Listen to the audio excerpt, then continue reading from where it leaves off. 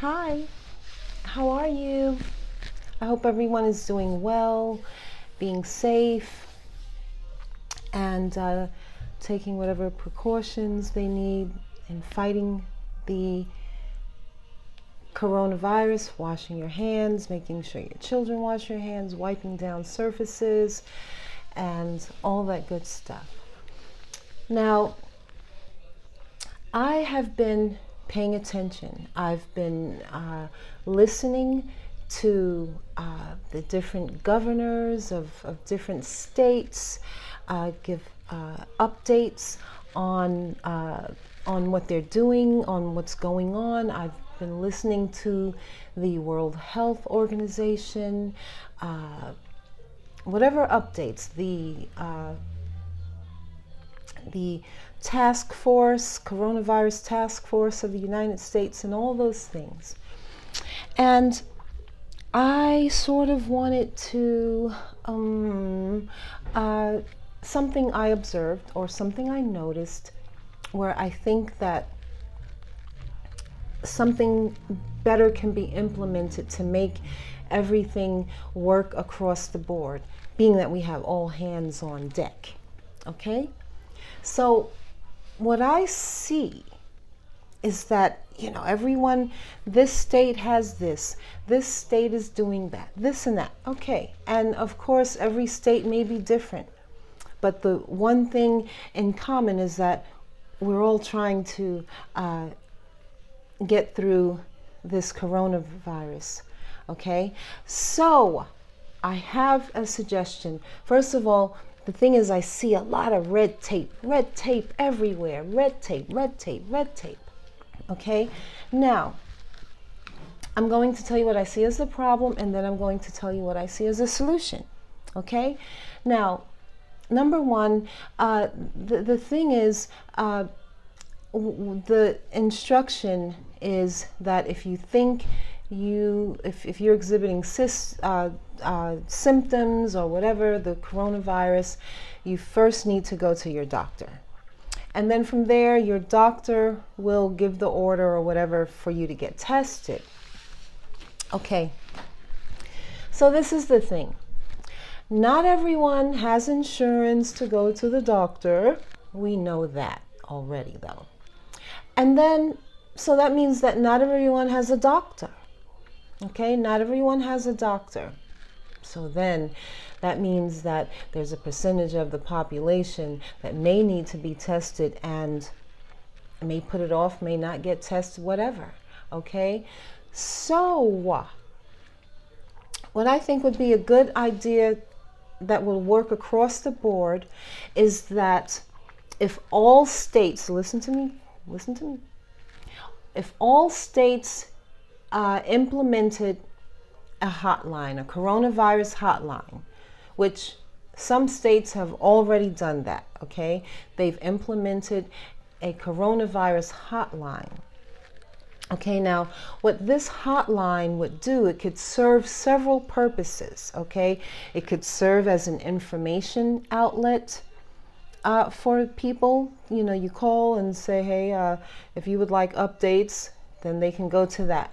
But it can also be a hotline where instead of going to the doctor, you go straight to this hotline, and they can either ask you questions, the same questions that you would ask at a doctor, the same questions a doctor would ask you, sort of perform an assessment for the person calling, okay? And okay, you could do that, and then of course you could sort of get back to them, within a certain amount of time, take the information. You have doctors on board that can assess and look, oh, maybe this patient does need, and then you can have someone follow up, certain things like that. And on the other hand, you can also use it as, let's say, a lot of these things where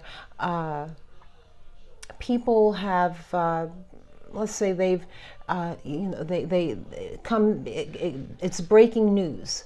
Okay, it's breaking news.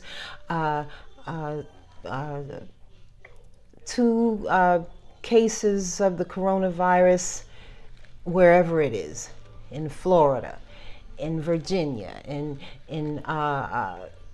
wherever it is, John Jay College, okay, the church service and this and that, okay.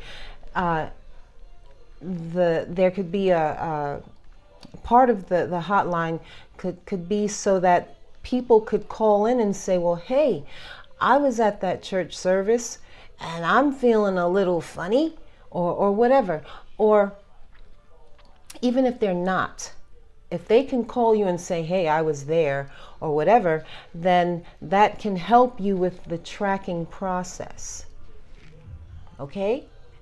Maybe they don't have any symptoms, but at least you've made some type of contact with them, just in case you do need to get in touch with them.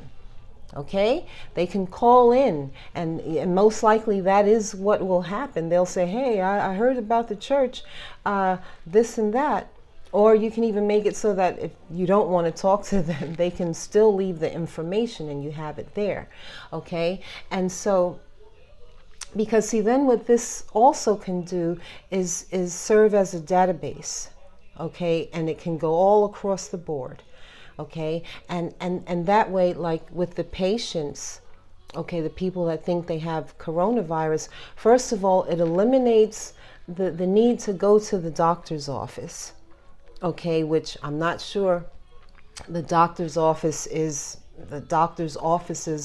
across the United States are ready for this stuff, okay, because that would mean if they suspect that someone has the coronavirus, if they're calling in, excuse me for that, that means that in the middle of their taking care of other patients are in their offices or whatever, they would have to suit up.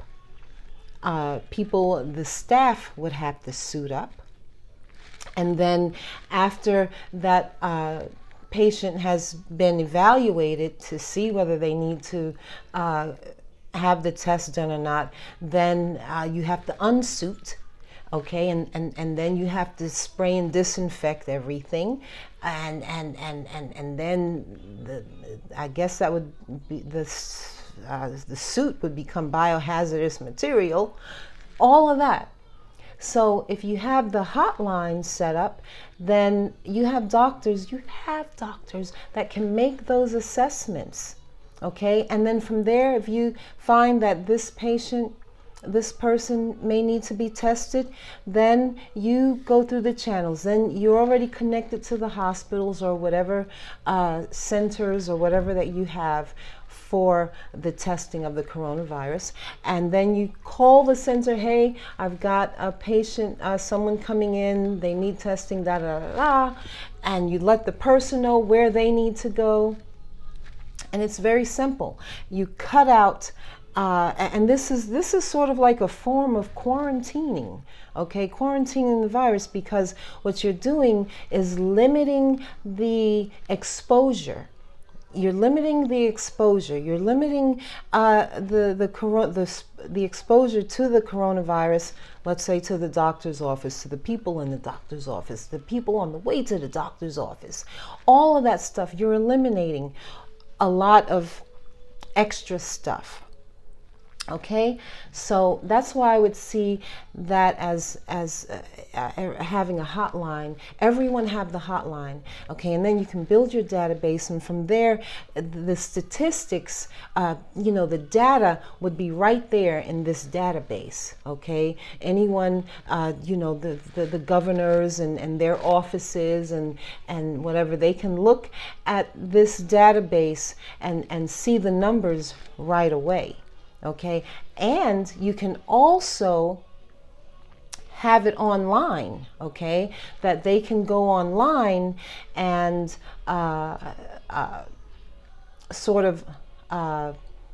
I guess, put in an application or something, sort of get an assessment online as well.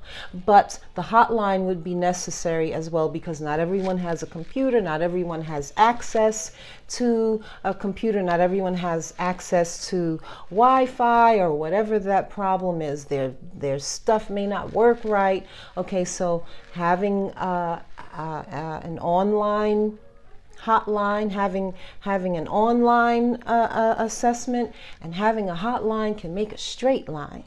Okay, so that's just one suggestion that I have, that I would see working, and that way everyone is on board, and then it's a good way of tracking the behavior of the virus, tracking a lot of things.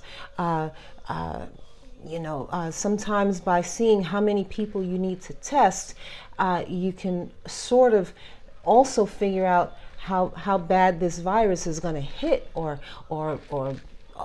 all the stuff that you people do. Okay? So I'm just saying. Okay? So now I'm also going to tell you another suggestion, but I have to break up my videos. Okay, so check out my next video, and I have another suggestion that involves the hospitals. Okay?